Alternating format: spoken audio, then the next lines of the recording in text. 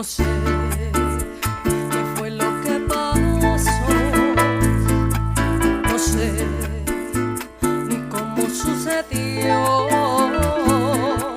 De pronto el día fue perdiendo el sol, de sombra el cielo se cubrió. Sediento mi fuente se secó, las alas cortan al trovador. El ave que trinó ayer su dulce canción no arrulla más, su garganta perdió. Llueve, el cielo tiene niebla, mi rostro también tiembla y no paro de llorar. Veo a los niños de mi tierra cual soldados de guerra para buscar el pan. No, no dejen que mi tierra se muera sin conciencia, no lo permitan más.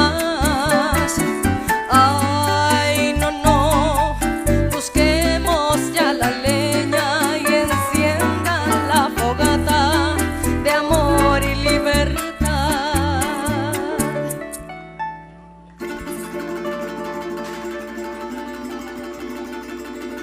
Cuando empieza a amanecer,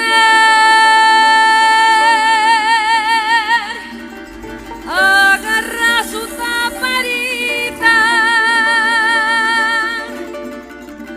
y toma agua clara del jagüey para endulzar su sonrisa. Se levanta a trabajar para ayudar a su familia, sin pañuelo en el corral, sudarreándose la vida. Esta es mi tierra, mi hermosa tierra, tierra bañada de inmenso fulgor. Tiene su azufre, también su hierro, tiene petróleo, aluminio y carbón. Tiene sus frutos en campos y sierras, tiene ganado en paisajes de miel. Como quiero a mi tierrita que se ve bonita, nacida en amor, pero como se marchita la esperanza noble de este corazón.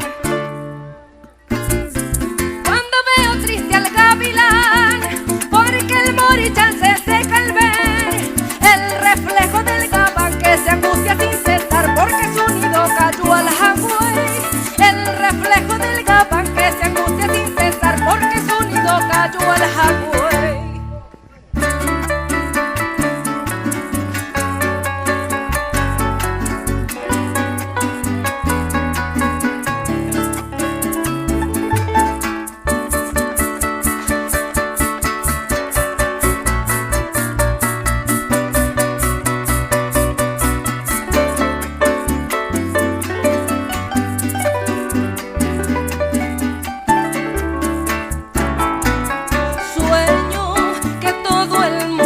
Sueña con nubes que se quiebran en cielos de cristal.